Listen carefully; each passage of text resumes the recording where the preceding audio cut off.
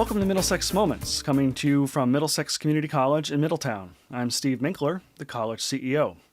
Since 2004, Inside Higher Ed has been the go-to source for the latest news, analysis, and services for the higher education community. Inside Higher Ed has the largest online news readership in the higher education community with almost 4 million monthly readers. And with me today to talk about current trends in higher education is Scott Jaschik, who's the editor and one of the founders of Inside Higher Ed. Thanks for joining me today, Scott. Thank you. It's great to be back. And Scott, we are recording this in late December, and I think in Connecticut we have very exciting news in that President-elect Joe Biden has tapped Connecticut's Commissioner of Education, Miguel Cardona, to be his cabinet secretary for the Department of Education. Yes, that was the big news yesterday, and most people in higher ed are very excited about it. But at least in Washington, as opposed to Connecticut, they haven't really worked with him. But what they've heard is very good things. Particularly, he is a lifelong advocate of public college education and public, elementary and secondary education, and they view that as very important. Not that they're against private colleges, but that compared to Betsy DeVos, you have a strong sense of public matters. Public is important. And that's the main thing that they're talking about. Those who know him, and you know him better than most in Washington, say that he's also a very nice guy and great to work with. Yes, in fact, Dr. Cardona was, born in the city of Meriden and went through the public school system there. Did not speak English when he started school. His ancestry, his parents and his grandparents are from Puerto Rico. But very dedicated to public education and truly understands the pathways from K-12 education into colleges. So he has done tremendous work here in Connecticut, especially during this pandemic time. His rise has been really quick, and you have the sense that he does very well at every job he's had, and that's good for this job. He's got a lot of challenges, as for higher ed. I would say the main challenge is the coronavirus. Colleges want to know what kind of help they're going to get, but also you've got reauthorization of the Higher Ed Act. You've got affirmative action is under attack. You've got lots of issues that he's going to have to deal with. Right. And again, I think that having one of Connecticut's own is a nice moment of pride for us here. So speaking of the pandemic, how have things been at Inside Higher Ed for you, trying to cover everything you've needed to cover and doing that somewhat remotely, I would imagine? Yeah, our staff is all working from home, except for me. I come into the office, but I'm alone here most of the time. It's been very different, but we've managed to continue to do what we do, which is to call and connect with people about what's going on. Our readership is way up because I think of the coronavirus. So it's been oddly a good thing for higher ed. Obviously, we're not celebrating it, but it hasn't hurt us the way it's hurt some journalists. Right. And finally, maybe some light is at the end of the tunnel with the vaccines that are coming out, and it'll take us the better part of a year, if not more, to get people vaccinated and getting used to that as our sort of new health protocol. Yeah, we're thinking about it in terms of our coverage. When will we be back? When will people be safe to get together? But I'm not vaccinated yet. I don't think anyone on our staff is yet vaccinated. And we don't really know how long it's going to take. So we're sort of staying flexible and hoping for the best. When people ask, when is it going to get back to normal? I'm guessing June, May, July. I just think it's going to take a long time to get everyone vaccinated, but hopefully we'll see some positive signs before that. I would hope so too. Well, Scott, it's time to take a short break, and when we come back, more with Scott Jaschik, who is the editor and one of the founders of Inside Higher Ed, and we'll talk about Scott's top 10 issues facing higher education in the year 2021. So, after the break, more of Middlesex Moments from Middlesex Community College.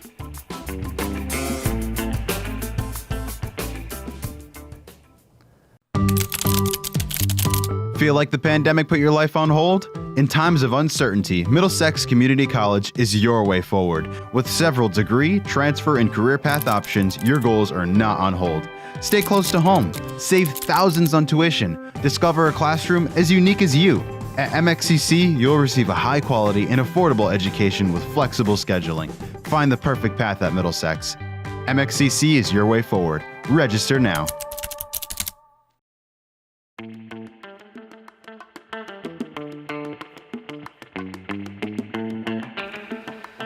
Welcome back to Middlesex Moments, coming to you from Middlesex Community College and on the air at WLAS WMRD Radio. I'm Steve Minkler, CEO of Middlesex Community College, and I've been speaking with Scott Jaschik, who is the editor and one of the founders of Inside Higher Ed, which is the leading online news source for the higher education community.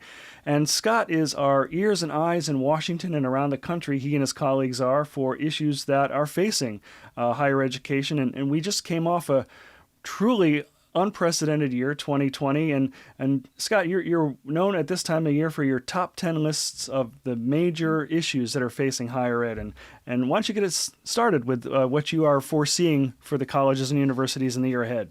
Sure. Well, let me explain this list first. It's prepared for journalists. I prepare this for a talk every year at the Education Writers Association, and then I update it for other groups that ask for it. So this list I'm going to give you is not the list I gave for AWA, although it has a lot of overlap. And the list, obviously, this year is led by COVID. In fact, 7 of my top 10 are COVID related. So first issue is the arrival of COVID and how colleges reacted to the pandemic in its initial forms. And it's important here to remember that higher education didn't know in March what it knows now. How many places, talked about, oh, well, this will be a few weeks, maybe a month. And, I thought that too. And it's really amazing to think about how higher ed very, very quickly changed its course so that colleges sent their students home and started teaching online or started teaching fully online. And the important thing about this issue, I think, is it's worth remembering that higher ed can do things quickly. Higher ed is criticized all the time that it's too slow, it doesn't do anything quickly. Well, when health is an issue, and that is an issue, higher ed can move quickly, even though it's making decisions that are going to cost it a lot of money. So higher ed can move quickly, and they did. Issue 2 was the decisions on whether to reopen or not in the fall.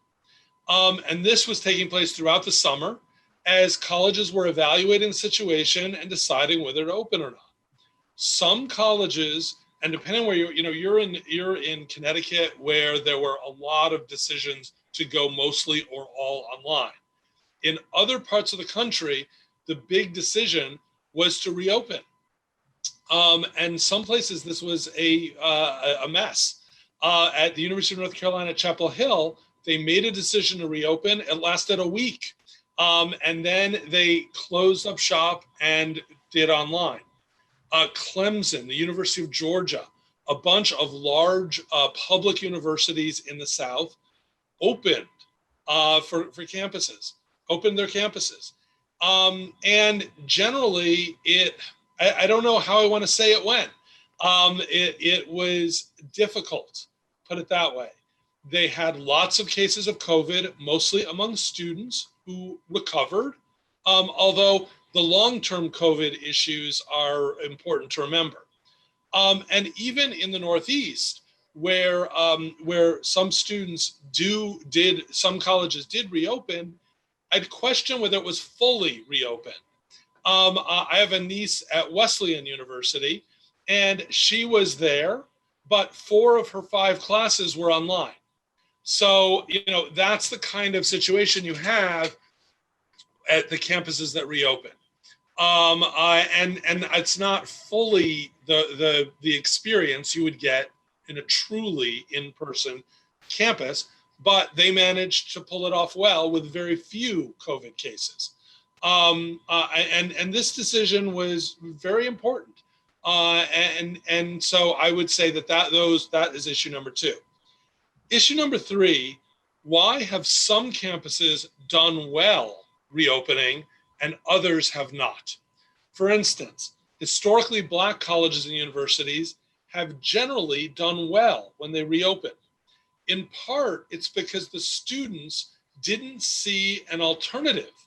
Had they gone home, many of the students did not have good computers or good internet access. And so they would have been totally closed out of education for a year. And some did go home, but many historically Black colleges stayed open. Now I want to talk about, and that was very good. And I'm going to get to community colleges later, because community colleges have taken a real hit with students not going. But another group that did well was religious colleges.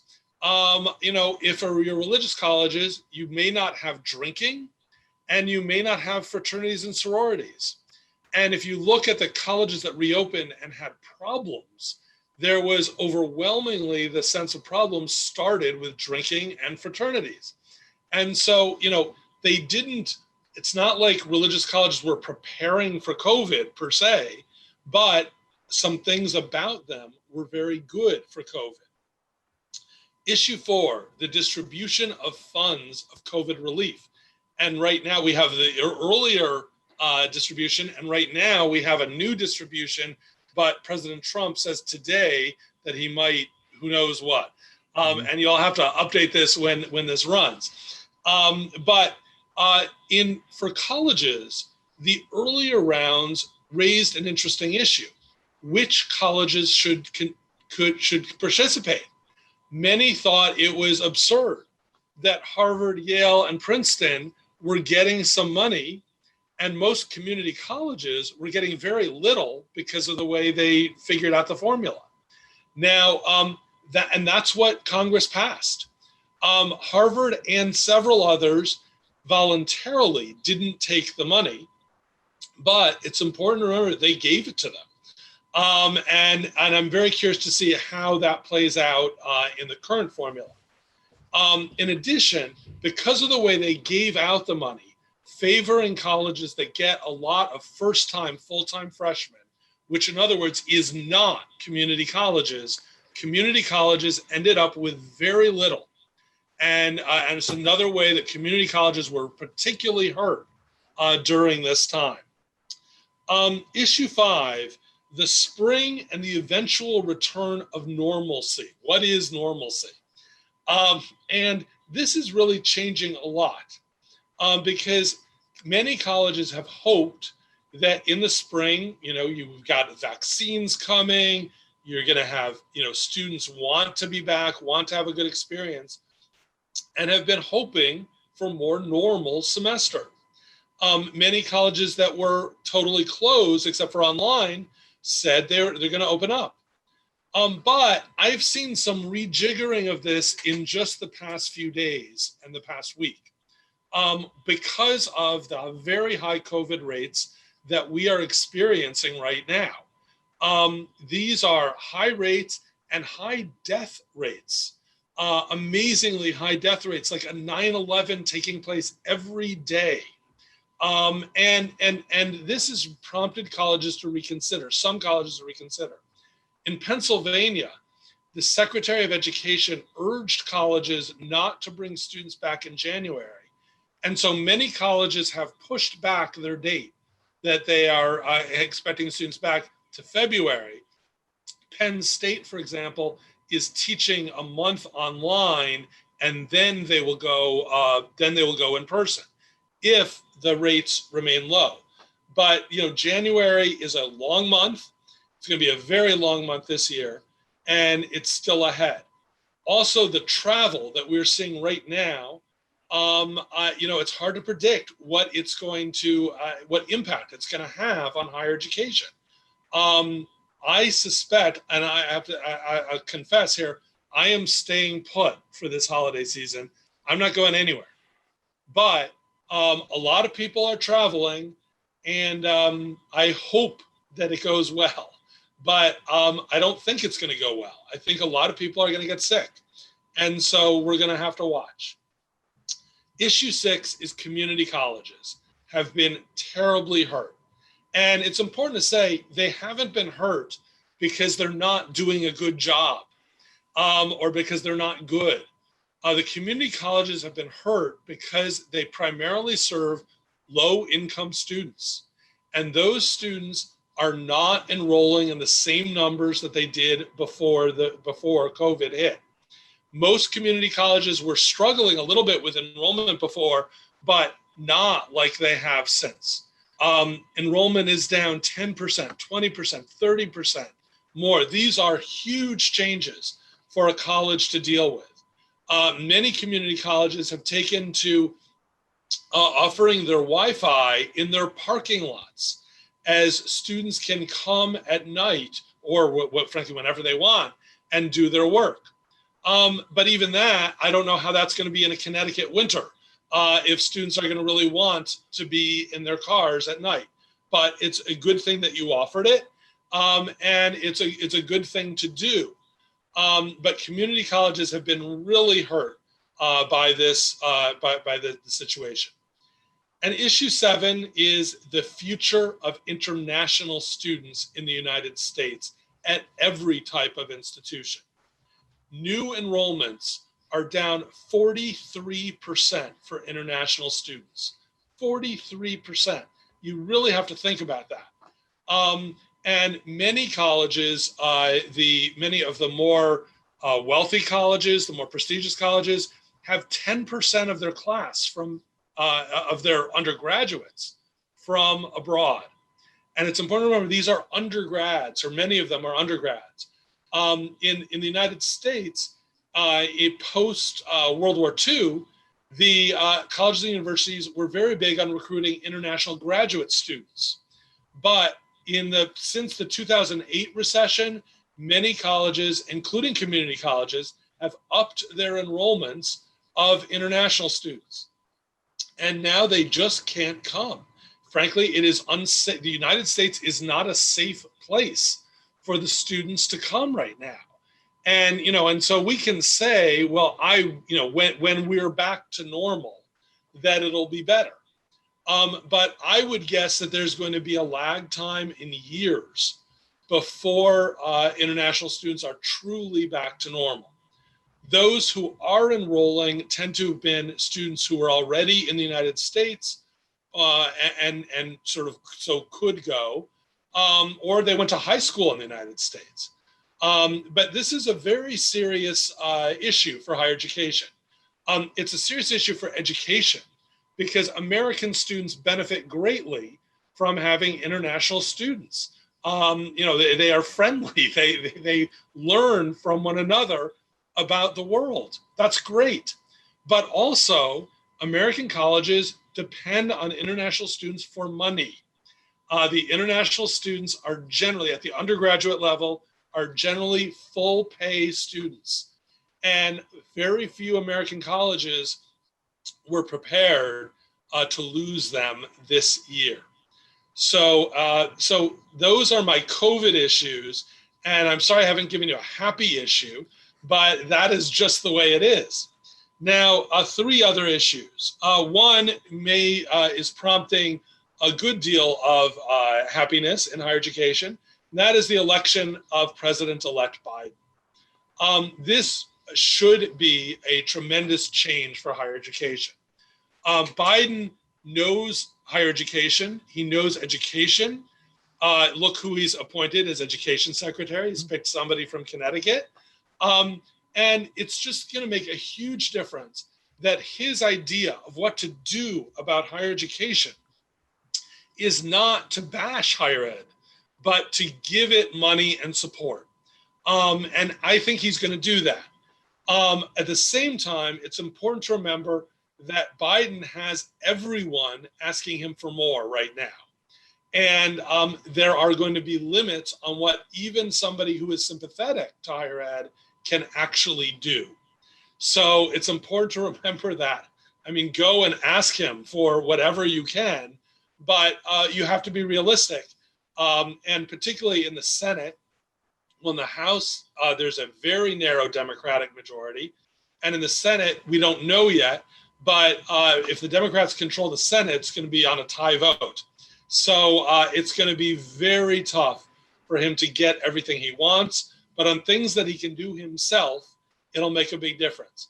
For international students, for instance, it will be a big difference that he's not going to be bashing them. He's going to be talking about them. So, this will be good things, but not quite as much as some people hope. Issue 2, the Black Lives Matter movement on campus. This is huge. And it's happened in a really strange time because, and most students, either they're not on campus to protest, or if they are, they can't get together and protest. But that doesn't mean they're not real strong feelings about what's going on in higher education for Black America and also for all minority groups in America. You can expect much more focus on that. And then issue number 3 is affirmative action going back to the Supreme Court.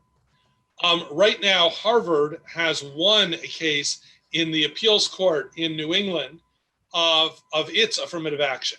And that people are very happy about that.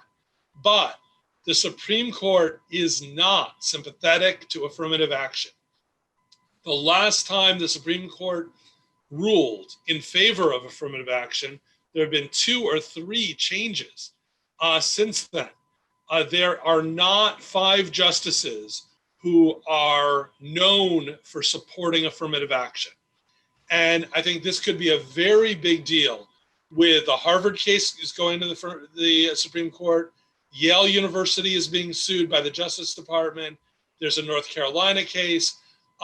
People need to prepare for the possibility that the Supreme Court may rule against affirmative action. So that's my top 10. Well, Scott Jaschik, editor and one of the co-founders of Inside Higher Ed, thanks for the top 10 issues facing colleges and universities. And if we have a couple minutes, if I can probe a little bit deeper on a couple of the points that you made, the non-COVID areas that you covered. One of the things that's really extraordinary about the election of President-elect Biden is that his wife, Jill, is herself a community college professor and intends to keep working. That is amazing. In terms of first ladies, she will be setting a new standard by keeping her job, and then what her job is great for community colleges. She has not only been a teacher, a professor in community colleges in Delaware and in Northern Virginia, where she's going to go back, but she has been a strong advocate for free community college, which is President Biden's position too. So I think that's great. And those who hesitate because of a Wall Street Journal column to call her doctor can go right ahead and call her doctor because she is one. Absolutely, yes.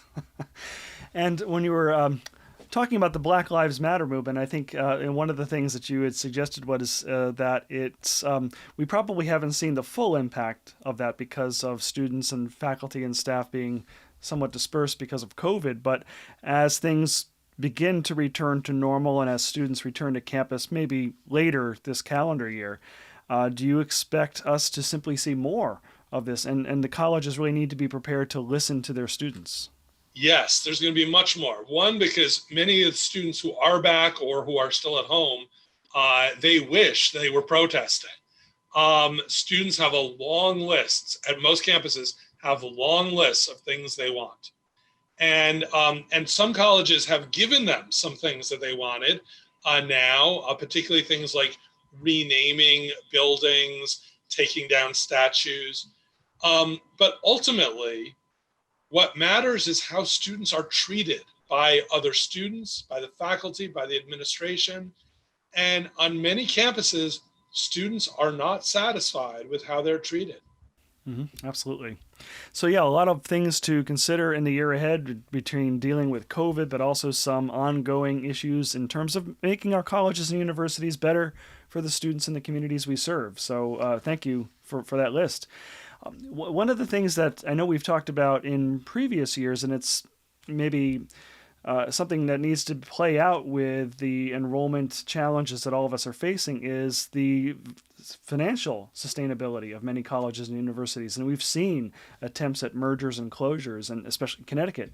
We're talking about merging the community colleges in the next 3 years. So what's on the front there in terms of how colleges and universities are looking at ways to combine and to share resources? So I think this is going to be a big issue, particularly in the Northeast. There's not as much pressure in the South and the West because you have growing populations, but you don't have that in New England. So it makes it much harder. Look, in the next legislative sessions are going to be terrible for higher ed.